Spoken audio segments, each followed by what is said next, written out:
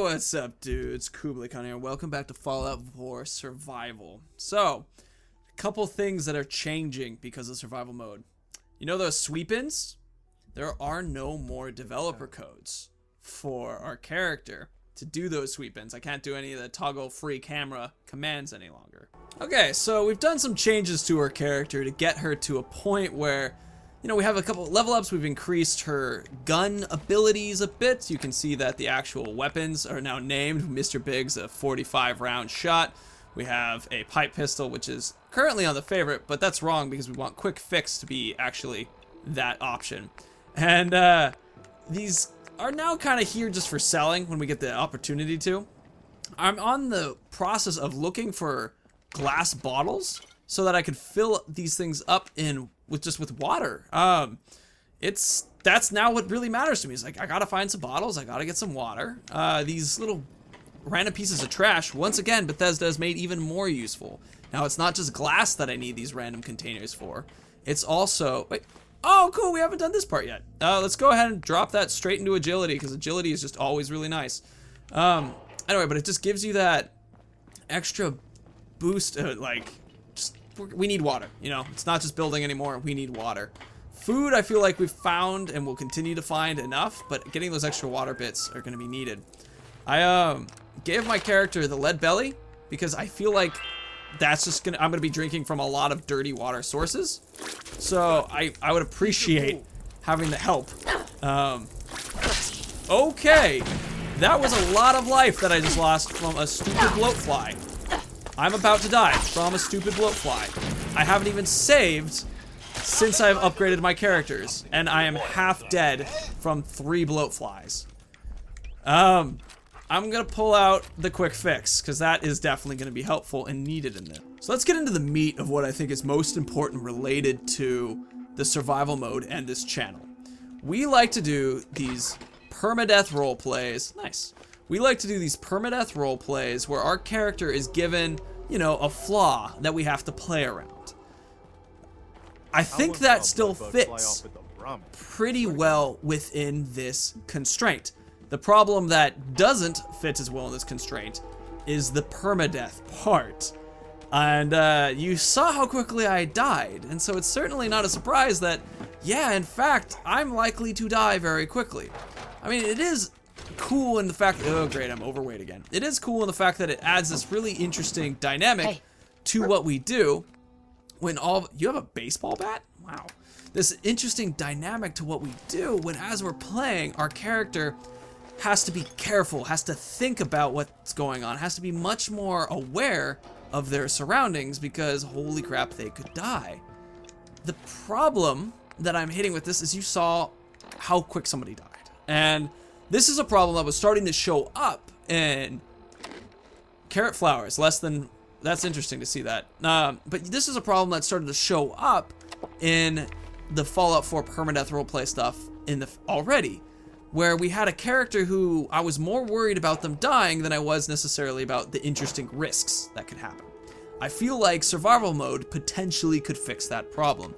Instead of me constantly being worried about a character having, you know, if I die, having to start completely over, we now have a limitation that is still very big. I mean, if I'm to die to a bloatfly here, that sucks. That's gonna be very scary, and that still tense bit of story element that I really appreciate from the idea of permadeath can still be, I mean, I think relatively maintained. I don't know if it will be as maintained as before.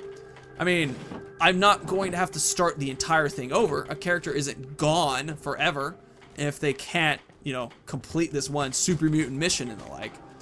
Still, it's scary. Like, it's still really uncomfortable when I have to, you know, I'm looking at this environment. And imagine this. I want to save right now because that's a smart thing. But then I have to deal with food and water again. So I'm forced to play the game up to a point when I'm ready to save again. When it's, you know, it makes sense to do so. And that adds that extra element of me constantly increasing risk. Because there is a, you know, truly a problem with constantly going to sleep. You know, where it's like, I need water, I need these things that now can't be fulfilled because I'm scared of venturing too far out. That is going to create such an interesting addition to the story. Plus, this extra, you know, like, us beating that Deathclaw and having it explode into our face, or Nice. having to sneak through that initial environment with the Concord Raiders, and our dog being totally in the way, with the Concord Raiders really limiting what we could do. That was an interesting addition to the story. Suddenly, it's about being clever to get through our problems. It's not as much about, I can't tank my way through as much. And that was something that, dog, get over here. I need to trade with you. God damn it, Over dog, here. I need to trade with you. Come over here. It's like an actual dog being a total asshole. Dog, fuck you. Go there. Move here. God. But it's like an actual scenario where our character has a very different relationship with the environment. I can't tank, as I had mentioned. I have to think my way through. So by being forced to think my way through, that creates new story elements as we play, because we have to play very much to the benefits or the strengths of our character. It can be so much less about, you know, generating weaknesses that we would typically do in a permadeath, and now just existing in the world can be weakness enough, or just lacking a strength can be weakness enough. Another feature of this kind of playstyle is I'm now spending time getting ready, just food-wise, rather than focusing on something along the lines of, like, let's say, getting ready for weapons and the like. I'm not choosing what ammo and leveling up in the same way. It's now focusing also on this, just my character needs water.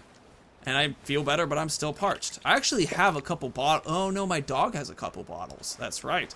Dog, let's get some of those bottles of yours. Thank you. Heads up.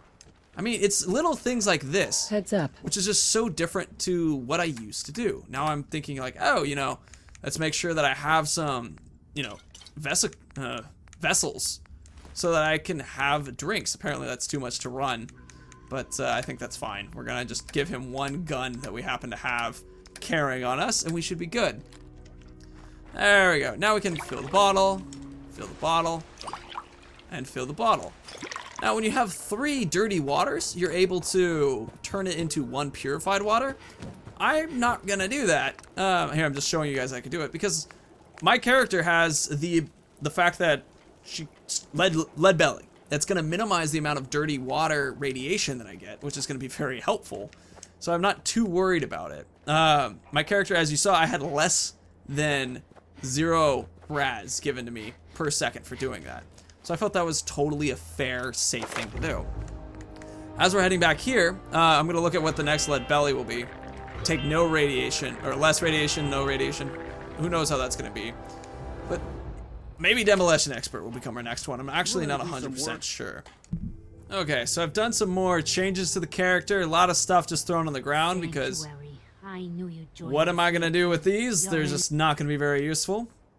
Now we have our character with some water, lead belly so she can take drinks where she needs to. I just did a sleep so our character could save. And an interesting thing, if you go up in the load area, you can see each time you saved. This is actually pre-switching over, but you can actually see the times that the character saved. And I want to continue on with the conversation of what we're going to do character-wise. Another limitation or advantage, depending on how you look at it, the lack of fast travel that I mentioned in the last episode. Our character, in our permadeath roleplays, we never really had the character fast travel too much anyway. It was just a part that we just didn't really need to include. Settlers at 10 Pines Bluff, we could do that. I was actually thinking Diamond City might make the best option.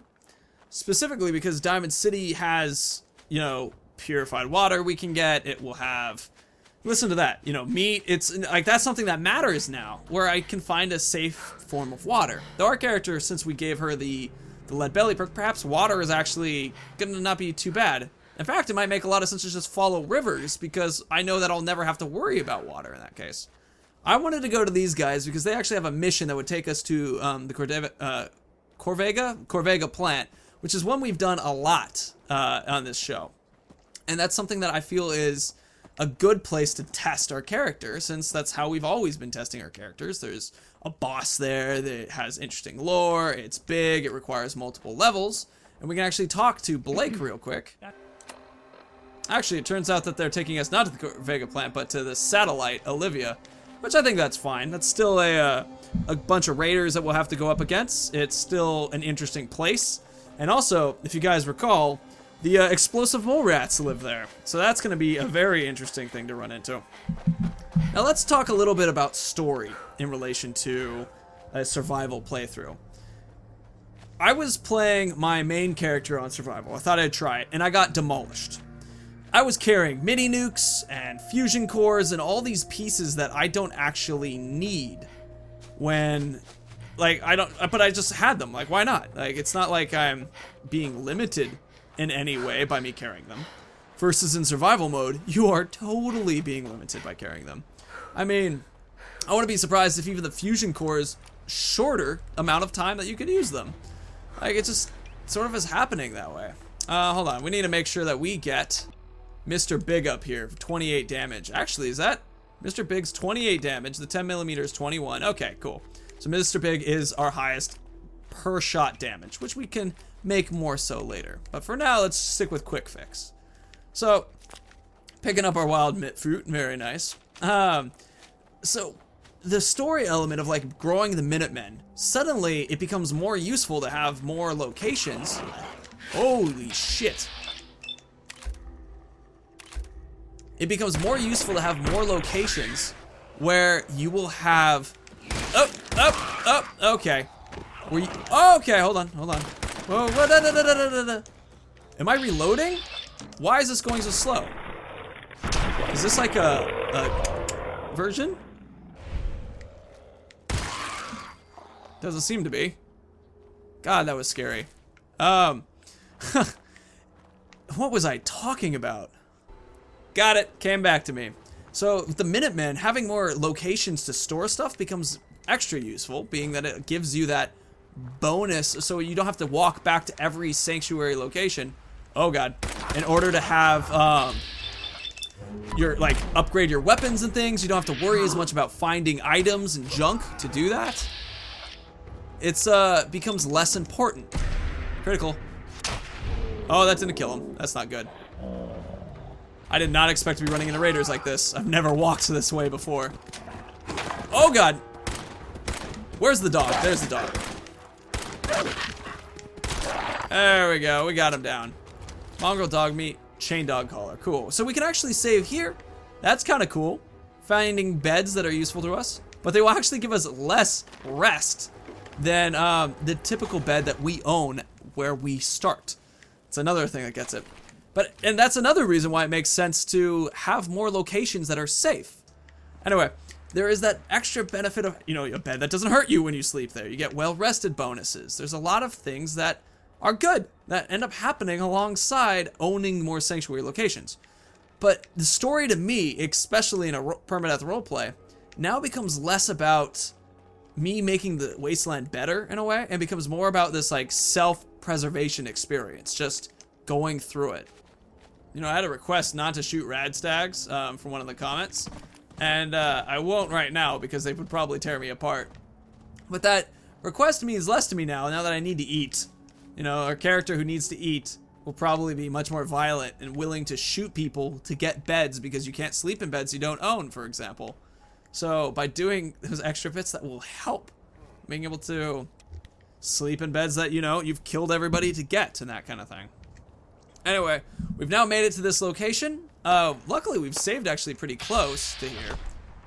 And I think they're shooting at us. I can't tell. The compass markers aren't doing anything. Oh, they're shooting at bloatflies. Interesting. Well, let's go ahead and start sneaking in. I know that the explosive mole rats are going to be here. You're over there? Okay. Whoa! Shotgun shot from afar. Taking some cover. First person view. First person view and being able to peek in and out of cover now is a lot more useful.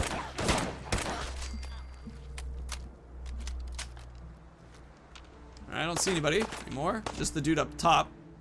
Alright, run! Run. Oh, shoot. I'm gonna hide right here for a second. Fatigue, that's fine. Please don't just... Alright, we're gonna grab the double barrel. Just, I can use it if need be. Let's grab Mr. Pig. Let's try him out. Go. Ow. Ow. Attack dog. Attack dog. Oh, that's not as good. It's not as good. Oh, God. Woo, we got him. I think it might be actually better to fire more often. Oh, God. Oh, God. Okay, hold on. We have some water we can drink. I don't know if dirty water actually heals you. We know that grilled rad roach actually heals me now. That was interesting. It wasn't doing that earlier. Huh, I wonder what changed. Like, literally, just seconds ago, it wasn't doing that. I don't know what to tell you dudes. Or you dudes. I don't really know what to say. That's a little odd. Properly hydrated. Let's pull out the quick fix. You know, lead belly is significantly more useful right now. Oh, don't you dare try. Last second before he got me. They're coming. All right, here we go. I hear them. The mole rats are coming. They don't, are they directly below me?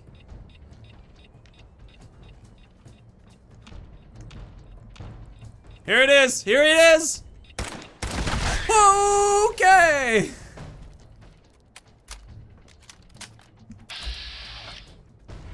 Less scared about that mole rat than I am about explosive mole rats. Whoever came up with that, bravo. Just one of the most surprisingly terrifying enemies. Alright, none of these ones look explosive. Important things to take note. Non-explosive mole rats. Man, I would like just a little bit extra agility. Or actually, a little bit more damage would be nice too, because every time I'm firing one of these shots, it's like it's taking 2 shots, and it should only take 1 with some of these dudes. I mean, it will work relatively well with our 10mm pistol, but maybe not as much with the this little one right here. Okay, I've located another mattress so we can sleep, and I'll do that once I feel confident that we've cleared this place out of the mole rats, and then we can just go. Whoop! What did I say? That one's actually about to die after 1 shot. It's already been hurt. But so that's an important thing to keep in mind too. I don't know if they can attack you when you're sleeping, but I wouldn't put it past the game. All right, let's go ahead and take a nap. You know, I really miss the red on the screen, but I think it's as the menu and the like. But I really do appreciate being able to clearly see my radiation and clearly see what fatigue I'm dealing with right now. You know, an interesting thing that's related to just filming this, but because there's no fast travel, there's less loading that is related to fast traveling. I do a lot of loading and cutting out parts because I'm traveling to places. But I wonder how I would do it in the case of that I have to walk everywhere. So do I now walk everywhere and just cut the walking out? Or does that create extra parts of the episode? It's kind of a question that I'm curious about too. Now, I'm sneaking through here slowly. Luckily, that's not as important here because we did just save outside. But, I mean, if I die, I still am in a position where I was outside. I can't, like, instantly jump through here as quickly. Also, picking up junk. Ooh, purified water. Wow, like that, what a change in how things worked. Before it's like, okay, it's a little purified water, that's nice. I mean, that'll keep me alive. But, I don't know, just things change, you know? Things change with these new systems in place. So I'm gonna move this way because I feel like upstairs is the safer spot. We don't have any mines yet that I'm aware of. Yeah, we just have some fire explosion stuffs. Snubnose, 44 rat, wow, that's actually pretty good. Let's go ahead and put that up high. We have 5 of that shot, so that's pretty good too. And I could stab somebody, but I'm a little worried about that. Also, I can't track the person now when I'm in caution either. All right. I'm gonna try a bash. Let's see how much damage this does. What? Did not kill him, but we might have maintained our sneak. We did. That's pretty sick. I mean, that's pretty sick indeed. Back off. Now for the dog. Did not maintain our... hold on, we got one more swing. Oh, we didn't kill it. We still take damage in VATS like we do normally, but that VATS is significantly more useful because it gives you that extra damage protection. Let's turn off the... Oh, the light was off. Oh, okay, I see this person here. So now sneaking and bashing people is a very different meaning. I don't have any skill in bashing really, but because of that 2 times damage plus the 3 times extra damage, it actually makes sense for me to work on some sneak attack and abilities like that. I mean, we have to think about this as more of a human being realistic kind of play. And human beings would sneak through these situations and use melee weapons to maintain silence, if they could. Like, that's working. And I don't have any abilities in melee. But the second that things get, you know, like dicey, that's an important thing to keep in mind, that the dicey level means the shooting's really gonna keep me alive. Or if I'm able to find a silenced pistol at one point, that would also be pretty nice. I really do enjoy this kind of tenseness that's new here. I mean, we've already played before with tense from Permadeath sneaking through, but it exists again. And also, sneaking doesn't feel as overpowered anymore, because if I get caught, I'm very screwed. Also, I don't know where anybody is anymore either, so it's extra difficulty on that. You know, I think Scrapper would be really interesting. Scrounger, maybe for Cap Finder would be good, but Scrounger doesn't feel as important because ammo is heavy, so I don't necessarily want to be getting more ammo, unless it's like, you know, I'm trying to get 50 caliber or something, which I won't be because I'm using pistols. Still, I could see maybe 44 round, me wanting to get more of that if I'm, you know, get that extra damage boost. So I could see it, now that I say that out loud. Oh man, it's so interesting going through here using bashing people. It's potentially I'll have an increase in melee damage, or go for like ninja or something at one point too. Okay. Oh, he definitely saw me. Oh, and we're in danger. All right, let's pull out the 10mm. Holy shit! God damn it. Okay, I don't care that I'm thirsty, man. Holy shit. Okay, dudes, it seems like that was pretty close. Properly hydrated. I don't know where she's coming from. Shit. Playing games with me, huh? But we're in caution. Okay. And that still requires some of that extra stress that I had earlier. I mean, I was able to take one massive shot to the face, and that worked pretty well. But I wasn't really able to do 2, as you can see. And that really made stealth become a more valuable thing. Anyway, that's making me feel like there is still this fear that exists from the Permadeath. So if we were to do this and maintain our roleplay kind of style, where we're like, here's a character who's a scientist, here's a character who's an assassin, here's a character who's a melee grognak kind of player, we don't necessarily need to limit them as much because the game is already pretty limiting. And that the actual, like, Permadeath part, we might find that it's easier to play without it because it's so easy to die. I mean, I'm still thinking it through. I'm going to play another one of these because this was just really fun and we can talk more about it next episode. So, dudes, thank you so much for watching. It was a total joy to have you here. If you liked what you saw, please leave a like. If you want to see more, hit the subscribe button underneath me. And, of course, may the ground rise to meet your feet, the wind always be at your back, and may the sun shine warmly on your sexy, sexy face. Dudes, see you later. Bye.